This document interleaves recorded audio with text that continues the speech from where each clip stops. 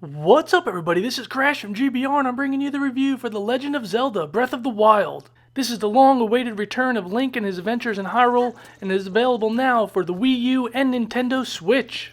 All footage you are seeing is from the Nintendo Switch version, and this review will be spoiler-free. So that means I won't be telling you anything about the story, nor will I be showing you any cutscenes. So let's pick up the Master Sword and jump right into the review of The Legend of Zelda: Breath of the Wild. First up is content! Breath of the Wild is a single-player only action-adventure game where you once again play as Link and his adventures in Hyrule. And once again he's Hyrule's only hope, even though he's still a kid and can't speak a single word. Now what differentiates this game from all the past Zelda games is that Breath of the Wild takes place in a massive open world. And what that means is that you are free to take on any of the missions in any order you want, and if you really wanted to, you could try to take on the end boss right from the beginning. But chances are you're going to die a painful and quick death.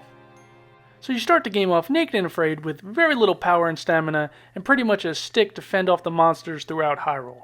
It's up to you how your adventure is going to pan out. The huge world of Hyrule is filled with many missions and quests, and when completed may give you access to better weapons and gear and ways to upgrade your power and your stamina. There's also a heavy emphasis on survival in Breath of the Wild, where if you're not prepared for the current environment in which you're in, you may spontaneously catch on fire. Now, while completing the game's many main and side quests will give you access to more gear and weapons, to upgrade your power and stamina will require you to find the many shrines hidden throughout Hyrule. Now, while each shrine is different, they will either require you to defeat an enemy or to use your many abilities to solve the puzzles within the shrine itself.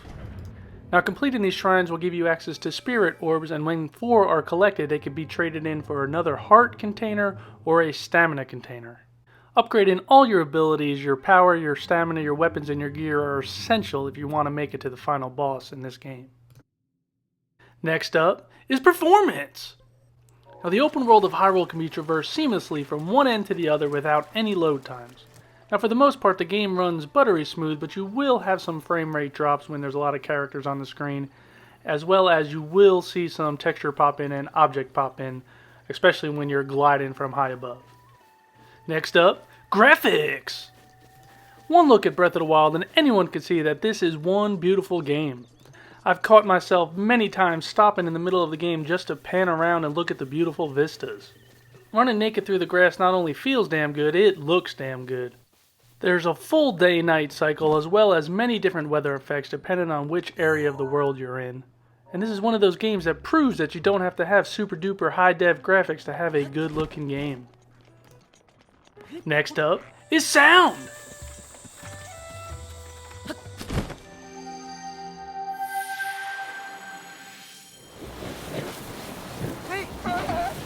Yep, the sound is pretty much perfect in this game. My only gripe, and this is pretty much nitpicking, is that there's not much voice acting in this game. The main story missions and some of the quests will have voice acting, but most of the interaction between characters in this game is text on the screen. And it would have been nice to hear Link say a word or two. Apparently he still hasn't learned how to speak. Next up, controls! Breath of the Wild is a blast to play, and this is because of how precise the controls are and all the different things Link can do. This is not simply a sword and shield game. Not only can he ride any horse, he can also hang glide, shield board, as well as climb any surface in the entire game. Now, combat in Breath of the Wild feels better than ever. And this is due to the physics system involved, in which everything feels like it has some weight to it. You can still dodge and parry as usual, but hitting your opponent with a good blow might send him flying. You'll also be able to use all your abilities seamlessly in combat alongside your sword and shield. Last up, delivery! There's not much to say about Breath of the Wild other than if you were lucky enough to get your hands on a Nintendo Switch, you probably already bought the game, or if you haven't, you better get your ass out there right now and go pick it up. Not only is this simply a great Zelda game, it's just simply a great game. If you have a platform to play it on, whether it be a Wii U or Nintendo Switch, this is definitely an adventure you shouldn't pass up. So I rate games on a buy now, buy later, or never buy. Do I really even need to say this is a buy now? Whatever you need to do to get your hands on a Wii U or a Nintendo Switch, I recommend you go do it, pick up this game, and you definitely will not be sorry. So if you liked the review, maybe subscribe, give me a thumbs up. If not, give me a thumbs down. And I'll probably try to figure a way how to delete it. But until next time, keep on gaming.